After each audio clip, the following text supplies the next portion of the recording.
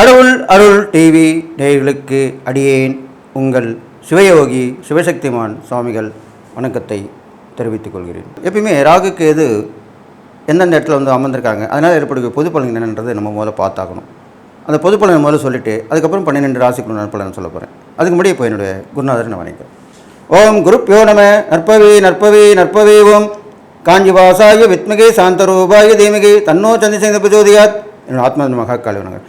ஓம் காளிகாசாய வித்மகே மசான வாசின்ன தீமகே தன்னோ அகோர பிரச்சோதயாத். என்னோட உபாசன மகாவாராகி வணங்குகிறேன். ஓம் அகிசத் வஜாய வித்மகே சண்டகஸ்தாய தீமகே தன்னோ வாராகி பிரச்சோதயாத். பொது பலன் பார்க்கும்பொழுது ராகு பகவான் இதனால் வரைக்கும் மீனராசியில் இருந்தார். இப்பொழுது வருகிற 18/5/2025 அன்று தான் திருக்கணித பிரகாரம் ராகுகேது பயிற்சி ஆகுது. அப்போது ராகு பகவான் மீனராசியிலிருந்து கும்பராசிக்கு பயிற்சி ஆகிறார். அதே போன்று இதனால் வரைக்கும் கன்னிராசியில் இருந்து வந்த கேது பகவான் சிம்ம ராசிக்கு பயிற்சி ஆகிறார். அப்போது இதனால் என்னென்ன பலன்கள் ஏற்பட போகிறது தான் பார்க்க போகிறோம். இப்போ பொது பலன் பார்க்கும்போது ராகு வந்து கும்பராசி என்று சொல்லக்கூடிய சனியின் வீட்டிலே, அது பகை வீடு தான். சனி வந்து தந்தை வழி உறவாக சொல்லப்படுகிறது. அந்த பகை வீட்டில் இருக்கும்போது என்னென்ன பலன்கள் ஏற்படும் என்றால், மறைமுக தொடர்புகள் எல்லோருக்கும் ஏற்படும். ஆண்கள் பெண்கள் இருவருக்குமே மறைமுக எதிர்ப்புகளும் ஏற்படும். எதிர்கள் தொல்லை சொல்கிறோம் இல்லையா, அதுவும் ஏற்படும். ஒரு நாட்டுக்கும் இன்னொரு நாட்டுக்கும் போர் மூலம் இப்போ கொஞ்சம் அடங்கியிருக்கு, இருந்தாலும் போர் மீண்டும் வருவதற்கான வாய்ப்புகள் உண்டு. ஏனென்றால் ராகுபவன் வந்து சனியோட வீட்டில் அமர்ந்தாலே அது கண்டிப்பாக செய்யும். இது இல்லாமல் தொடர்புகள் துண்டிக்கப்படும். ஒரு நாட்டிலேருந்து இன்னொரு நாட்டுக்கு தொடர்பு துண்டிக்கப்படும். பொருளாதார தடை ஏற்படும். ஏற்றுமதி இறக்குமதி வாணிகம் பாதிக்கப்படும். இதெல்லாம் கண்டிப்பாக நடக்க போகுது. ஏன்னா ராகு வந்து போக்குவரத்து கிரகம்னு சொல்லப்படுறாங்க. இது இல்லாமல் ராகு வந்து பிரம்மாண்டம்ன்று சொல்கிறாங்க. அப்போது ஏழ்மை நிலையில் உள்ளவங்களுக்கு பெரிய பணக்காரங்களும் சொல்லுவாங்க இல்லையா, ஒன்றுமே இல்லாமல் தான் இப்போ பெரிய ஆளாயிட்டான். அப்படிலாம் நடக்கக்கூடிய விஷயமாக இப்போ நடக்க போகுது. நல்லது நடக்க போகுது, கெட்டது நடக்க போகுது. இந்த ராகு பகவானால் ஏற்படக்கூடிய ஆபத்து விபத்துலேருந்து நீங்கள் தப்பிக்கிறதுக்கு தான் எச்சரிக்கை பதிவாக சொல்லியிருக்கேன். அப்போது ஆண்கள் பெண்கள் தொடர்பு ஏற்படக்கூடிய சொல்லியிருக்கும் பொழுது நீங்கள் கவனமாக இருக்க வேண்டும். பழகும்போது கவனமாக இருக்க வேண்டும். ஆண்களாக இருந்தாலும் பெண்கள் இருந்தாலும் அவர் ஒரு வேலையால் பார்க்க வேண்டும். தகாத உறவில் ஈடுபட வாய்ப்பு வந்தால் அதை விட்டு விலகி செல்ல வேண்டும். இல்லை என்றால் அவமானப்பட நேரிடும், சிறை செல்ல நேரிடும், உயிர் இழப்பும் ஏற்படக்கூடிய வாய்ப்புகளும் உருவாகிறது. இது இல்லாமல் ராகு பகவான் அந்த சனியோட வீட்டில் அமர்ந்திருப்பதனால் நீரில் தோன்றி காற்றில் பரவும் தொற்று, இப்போ கொரோனா வந்து போகுது இல்லையா, அது மாதிரி ஒரு தொற்று கிருமியால் கண்டிப்பாக ஏற்படக்கூடிய வாய்ப்பும் இருக்குது. அதற்கு மருந்து கண்டுபிடித்து பெரிய ஆபத்தும் வரக்கூடிய வாய்ப்பு இல்லை, அது சரி செய்யப்படும். அதே போன்று கேது பகவான் சிம்மராசிக்கு அமர்ந்திருக்கிறால் உலகத் தலைவர்கள், ஆன்மீக மதபோதர்கள் தலைவர்களுக்கு பாதிப்பு ஏற்படும், ஆபத்து விபத்து ஏற்படும். அதே போன்று அரசியல் தலைவர்களுக்கும் ஆபத்தும் விபத்தும் ஏற்படும். ஆன்மீக தலைவர்களுக்கும் ஆபத்தும் விபத்தும் ஏற்படும். ஆன்மீக தலைவர்கள் பார்த்திங்கனாக்கா நிறைய பேர் வந்து போலியாக உருவாக்கப்படுவார்கள். அவர்களும் சென்று மக்கள் ஏமாந்து விடுவார்கள். அது போன்று தான் விஷயம் நடக்க போகிறது.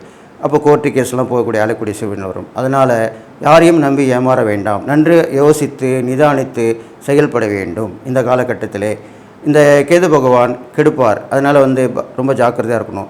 அப்போது இறை சிந்தனை வளர்த்துக்கணும். அடிக்கடி கோயிலுக்கு போயிட்டு வரணும். குலதெய்வ வழிபாடு பண்ணிக்கணும். இஷ்டதெய்வ வழிபாடு பண்ணணும். இப்படிலாம் பண்ணிட்டு வந்தீங்கன்னாக்கா இந்த ராகு கேதுக்கு பரிகாரம் சொல்ல போகிறேன். அந்த பரிகார மூலமாக நீங்கள் இறை வழிபாடு செஞ்சுக்கலாம். தான தர்மம் சொல்ல போகிறேன். அந்த தான தர்மம் செஞ்சுட்டு வரலாம். இதெல்லாம் பண்ணிட்டு வந்தீங்கன்னா இந்த ராகு கேது பயிற்சி ஏற்பட கெடுபலங்கு குறைஞ்சி நற்பலன் தான் ஏற்படும். நற்பலன் பார்க்கும்பொழுது இவர்கள் இருவருமே இந்த ராசியில் அமர்ந்திருக்கும் பொழுது பகை வீடாக சொல்லப்படுகிறது. எனினும் இவர்கள் இருவருக்குமே 3 பார்வைகள் உண்டு. ராகு பகவானுக்கு உண்டு, கேது பகவானுக்கு உண்டு. 3, 7, 11 இந்த 3 பார்வைகள் உண்டு. அந்த பார்வைகள் பலன் சற்றே வித்தியாசப்படும். ஒவ்வொரு ராசிக்கும் ஏற்ப நல்ல பலன்களை கொடுக்கப் போகிறது. இப்பொழுது இந்த ராகு கேது பயிற்சி பலன்கள் பார்க்கலாம். இது பொது பலன்கள் சொல்லப்படுகிறது. இது கோச்சார பலன்கள் என்று தான் சொல்லப்படுகிறது. கோச்சார பலன்கள் என்று சொல்லும் பொழுது இது பொதுவாகத்தான் சொல்லப்படுகிறது. யாரையும் குறிப்பிட்டு சொல்லக்கூடிய விஷயமாக இருக்காது. அவர்கள் சுய ஜாதகப்படி பார்த்து கொள்வது மேலும் சிறந்ததாக சொல்லப்படுது. அவருடைய சுய ஜாதகப்படி ராகு கேது எங்கே இருக்கிறார்கள், அவர்களுக்கு இப்போது நடந்து கொடுக்கிற தசாபுக்தி என்னவாக இருக்கிறது, அதில் வைத்து கூட பலன்கள் மாறுபடும். எனவே நீங்கள் இதை வந்து முழுவதும் நம்பிவிடாமல் நான் சொல்லுவதை கேட்டு இறைப்பரிகம் தானம் செய்து கொள்ள வேண்டும். அவர்கள் சுயஜாதத்தையும் பக்கத்தில் அருகாமையில் உள்ள உங்கள் ஜோதிடத்திலே பார்த்து கொள்ள வேண்டும். அடியேனும் பார்க்க விரும்பினால் கீழே இருக்கும் அந்த தொலைபேசியை நீங்கள் தொடர்பு கொண்டு பார்த்து தெரிந்து கொள்ளலாம். இவ்வாறாக இந்த ராகு கேது பயிற்சி பலன்கள் நீங்கள் பார்த்து தெரிந்து தெளிவான முடிவெடுத்து அடியன் சொல்லக்கூடிய பரிகாரங்களும் தான தர்மம் செய்து வந்தீர்களானால் நீங்கள் இந்த ராகுகேது பேச்சிலிருந்து விடுபட்டு நல்வாழ்வு வாழப்போகிறீர்கள் என்று சொல்லி இப்போது 12 ராசிக்குள்ளான பலன்களை பார்ப்போம். கணவன் மனைவி பிரச்சனை தீர, பிரிந்தவர்கள் ஒன்று சேர, தகாத உறவில் இருந்து விடுபட, செய்வினையை செய்தவருக்கே திருப்பிவிட, எதிரிகள் உதிரிகளாக, வழக்கில் வெற்றி காண, வியாபாரத்தில் முன்னேற்றம் அடைய, பணம் பொன் பொருள் சேர 11 நாளில் உங்களது அனைத்து பிரச்சனைகளும் கேரள முறையில் பிரசன்னம் பார்த்து சரி செய்யப்படும். உடனே தொடர்பு கொள்ளுங்கள். ஜெயா டிவி புகழ் மேல்மருவத்தூர் ஞானகுரு அவர்களை. மிதுன ராசி நேயர்களே, 12 ராசிகளுக்கு உண்டான ராகுகேது பேச்சு பலன் தான் சொல்லுவார். அந்த வகையில் இப்போது மிதுன ராசிக்காரங்க சொல்ல போகிறேன். மிதுன ராசிக்காரங்க பார்த்தீங்கன்னாக்கா ராகு பகவான் 9ஆம் இடத்தில் இருக்கிறார், கேது பகவான் 3ஆம் இடத்துக்கு வந்திருக்கார். அப்போ அதனால் என்னென்ன பலன்கள் ஏற்படும் அதான் பார்க்க போகிறோம். கேது பகவான் உங்கள் ராசியும் பார்க்குறார். அப்போது நல்ல சிந்தனைகள் ஏற்படும். கேது இருக்கிற இடத்தை விட பார்க்கும் பலன் அதிகமாக இருக்கும். அப்போது நல்ல சிந்தனைகள், தெய்வ வழிபாடுகள், ஆன்மீக தொடர்பு, இது மாதிரிலாம் கண்டிப்பாக உங்களுக்கு மிதுன ராசிக்காரங்க ஏற்பட போகுது இந்த காலகட்டத்தில். அதை நீங்கள் பயன்படுத்திக்கணும். ஆன்மீகத்தில் உள்ள நல்ல தலைவர்களை, நல்ல ஒரு துறவிகளாக இருக்கட்டும், ஆன்மீக பெரியவர்களாக இருக்கட்டும், அது பார்த்து குருவாக கூட இருக்கட்டும், நல்லவங்களாக தேர்ந்தெடுத்து அவங்க சொல்கிறபடி கேட்டு நடந்தீங்கன்னா கண்டிப்பாக நல்லது நடக்கும். இது இல்லாமல் இந்த ராகு பகவான் 9ஆம் இடத்தில் இருக்கிறனால திடீர் அதிர்ஷ்டம், திடீர் வாய்ப்புகள் உங்கள் வீட்டு கதவை தட்டும். திடீர்னு ஒரு தொலைபேசியில் நல்ல விஷயம் வந்து சேரும். ஆசைப்பட்ட பொருட்கள் வீடு வந்து சேரும். நியாயமான ஆசைகள் நிறைவேற்றப்படும். பயணங்கள் தொடர்ந்தபடி இருக்கும். அது ஆன்மீக பயணங்களாக கூட அடிக்கடி நடக்கக்கூடிய விஷயமா இருக்கும். பெரியவருடைய ஆசீர்வாதம் கண்டிப்பாக கிடைக்கும். தந்தை வழியில் சிறு சிறு மனக்கசப்புகள், சிறு சிறு பிரச்சனைகள் வந்து போகும். அப்போ கொஞ்சம் கவனமாக இருக்கணும். உங்கள் தந்தை வழி உறவு, தந்தையும் சரி தந்தை வழி உறவுலையும் கொஞ்சம் கவனமாக இருக்கணும். அதிகமாக பேச்சுவார்த்தை வச்சுக்கூடாது, அளவோடு இருக்க வேண்டும். தந்தையாரின் உடல்நிலைகளுக்கும் நீங்கள் கவனமாக இருந்து பார்த்து சரி பண்ணிக்கொள்ள வேண்டும். அது ஆணாக இருந்தாலும் பெண்ணாக இருந்தாலும். இதில்லாமல் பிரார்த்தனைகள், வேண்டுதல்கள் வேண்டியிருப்பீங்க. அதை செய்யக்கூடிய நேரமாக இப்போ சொல்லப்பட்டிருக்கு. அதை நீங்கள் செஞ்சுட்டு வரலாம். இதெல்லாம் பண்ணிட்டு வந்தீங்கன்னாக்கா வெளியூர் பயணம் கண்டிப்பாக ஏற்படும். வெளிநாட்டு தொடர்பும் ஏற்படும். அதெல்லாம் நீங்கள் பயன்படுத்திக்கணும். வரக்கூடிய வாய்ப்பை பயன்படுத்திக்கணும்.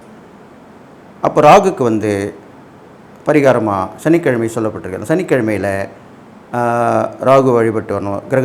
நவகிரகத்தில் ராகு வழிபடலாம். அவருக்கு வந்து கரு நீல கலர் சொல்லப்பட்டிருக்கு.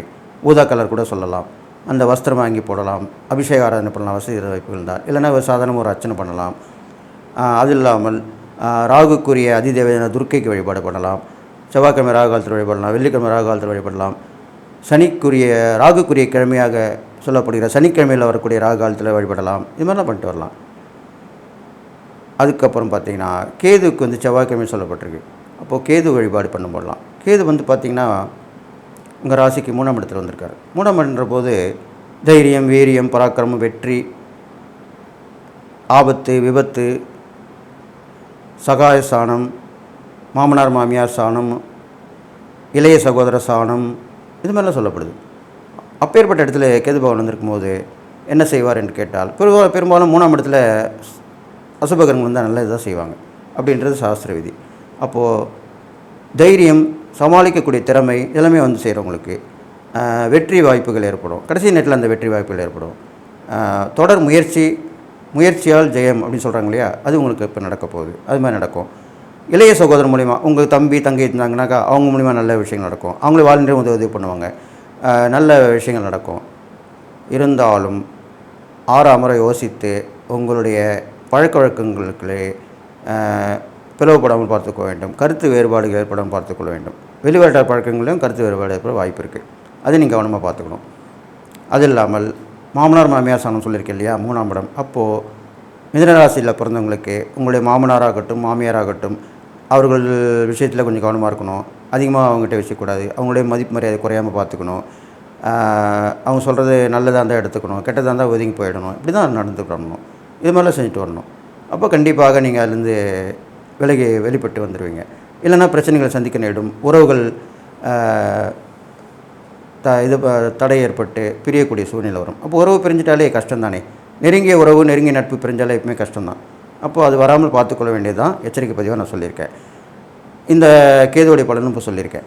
அப்போது நீங்கள் செய்யக்கூடிய இந்த இறை பரிகாரங்கள்னு ஏற்கனவே சொல்லியிருக்கேன். தான தர்மங்கள் பார்க்கும்பொழுது மிதுன ராசிக்காரர்களுக்கு ஆதரவற்ற குழந்தைகள், மூளை வளர்ச்சி குன்றிய குழந்தைகள், இதெல்லாம் போய் பார்க்கணும். அவங்களாம் தேடி போய் உதவி பண்ணணும். நீங்கள் தான் போய் தேடி போய் உதவி பண்ணணும். அவங்கள வர வச்சு கொடுக்கக்கூடாது. எப்பவுமே தான தர்மங்கள் நம்ம தேடி போய் தான் பண்ணுறது நல்லது. அதுலேயுமே மிதுனராசிக்காரங்க பார்த்தீங்கன்னாக்கா இரட்டை குழந்தைகள், ட்வின்ஸ்ன்னு சொல்லுவாங்க. அந்த இரட்டை குழந்தைகள் ஏழை எளியவர்களுக்கும் பிறந்திருக்கு. அவங்களுக்கு உதவி பண்ணணும். கஷ்டப்படுவாங்க. ஒரு குழந்தை பிறந்தாலே காப்பாற்ற கஷ்டப்படுவாங்க. அப்போது இரட்டை குழந்தைகள் வச்சு கஷ்டப்படுறதுனா எவ்வளோ பெரிய விஷயம். அப்போ அவங்களுக்கு நீங்கள் வெளியே சென்று உதவி பண்ணலாம். அவருடைய கல்வி, உணவு, உடுக்க உடை, இதுக்கெல்லாமே உதவி செஞ்சுட்டு வரலாம். இதெல்லாம் இந்த தான தர்மம் அடிக்கடி தொடர்ந்து பண்ணிட்டு வந்தீங்கன்னா இந்த ராகுகேது பயிற்சி ஏற்படும் கெடுபலன் கொஞ்சம் நற்பலன் தான் ஏற்பட போகுது. இது இல்லாமல் இந்த ராகுகேது பயிற்சி பொதுவாக சொல்லக்கூடிய வகையில் பார்த்தீங்கன்னாக்கா உங்களுக்கு கண்டிப்பாக நல்லது தான் நடக்க போகுது. திடீர் அதிர்ஷ்டங்கள், திடீர் வாய்ப்புகள், பயணங்கள் மூலிமா நல்ல விஷயங்கள் நடக்கிறது. தைரியத்தாலையும் துணிச்சலாலையும் நம்ம எடுக்கக்கூடிய முடிவால் நல்ல விஷயம் நடக்கும். இதெல்லாமே வந்து ப்ளஸ்ஸாக சொல்லப்பட்டிருக்கு. மைனஸ்ன்னு பார்த்தீங்கன்னாக்கா கொஞ்சம் எந்த ஒரு விஷயத்தில் வெளிவட்ட பழக்க வழக்கங்கள், நெருங்கிய உறவினர்கள், நெருங்கிய நட்பு மூலிமா கொஞ்சம் கவனமாக இருக்கணும். அது இல்லாமல் வந்து நம்மளுடைய மதிப்பு மரியாதை கெடாமல் பார்த்து கொள்ள வேண்டும். இதெல்லாமே பார்த்துக்கணும். அது அவமானக்கூடிய சூழ்நிலையும் வரக்கூடிய விஷயமாக சொல்லப்பட்டிருக்கு. இதெல்லாம் செஞ்சுட்டு வந்தீங்கன்னா கண்டிப்பாக இந்த ராகுகேது பயிற்சி உங்களுக்கு நல்லது நடக்கும். நான் சொன்னோட இந்த இறை பரிகாரங்கள் தானதனம் பண்ணிட்டு வாங்க. கண்டிப்பாக இந்த ராகுகேது பயிற்சியிலேருந்து வெளிப்பட்டு வந்துடுவீங்க. உங்களுக்கு என்னென்ன நடக்கும், எப்படி நடந்துக்கணும்னு சொல்லியிருக்கேன். அது நீங்கள் தெளிவாக நடந்துக்கணும். ஏற்கனவே நீங்கள் எந்த ஒரு விஷயம் திட்டம் போட்டு தான் வகுத்து செய்வீங்க. அந்த மாதிரி எதுவுமே யோசனை பண்ணி பொறுமையாக நிதானமாக திட்டம் போட்டு பண்ணிங்கன்னா மிதுன ராசிக்காரங்களுக்கு கண்டிப்பாக நல்லதாக நடக்கும்னு சொல்லி, உங்களுக்கு எல்லா வகையிலுமே ஏற்றம் ஏற்பட போகுதுன்னு சொல்லி, எல்லா நலமும் பெற்று வாழ்வீங்கன்னு சொல்லி வாழ்த்தி விடைபெறுகிறேன். நன்றி, வணக்கம். கடவுள் அருள் டிவியை பார்த்தமைக்கு நன்றிகள். மேலும் இது போன்ற தகவல்களை தெரிந்து கொள்ள கடவுள் அருள் டிவியை சப்ஸ்கிரைப் செய்யுங்கள். மறக்காமல் பெல் ஐக்கானை கிளிக் செய்யுங்கள். கணவன் மனைவி பிரச்சனை தீர, பிரிந்தவர்கள் ஒன்று சேர, தகாத உறவில் இருந்து விடுபட, செய்வினையை செய்தவருக்கே திருப்பிவிட, எதிரிகள் உதிரிகளாக, வழக்கில் வெற்றி காண, வியாபாரத்தில் முன்னேற்றம் அடைய, பணம் பொன் பொருள் சேர 11 நாளில் உங்களது அனைத்து பிரச்சனைகளும் கேரள முறையில் பிரசன்னம் பார்த்து சரி செய்யப்படும். உடனே தொடர்பு கொள்ளுங்கள். ஜெயா டிவி புகழ் மேல்மருவத்தூர் ஞானகுரு அவர்களை.